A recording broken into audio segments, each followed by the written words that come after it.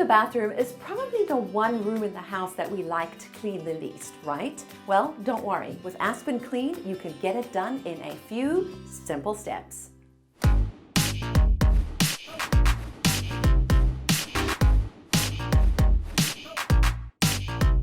What you need to clean your bathroom: bathroom cleaner and microfiber cloths, SuperScrub Powder, microfiber mop and floor cleaner, glass cleaner and cloth. First thing you want to do is vacuum the floor while it's dry. This will make sure you pick up all the hair and dust. Now it's time to move on to the tiles. Spray the area with the cleaner, then wipe it down. If it needs a little more love, create a paste with the spray and the scrub. Then apply the scrub and let it sit for 10 to 30 minutes. Then wipe it down with a cloth.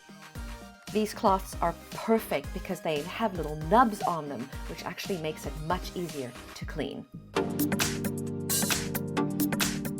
Well, there you have it. A few simple steps to get your bathroom sparkling naturally with AspenClean.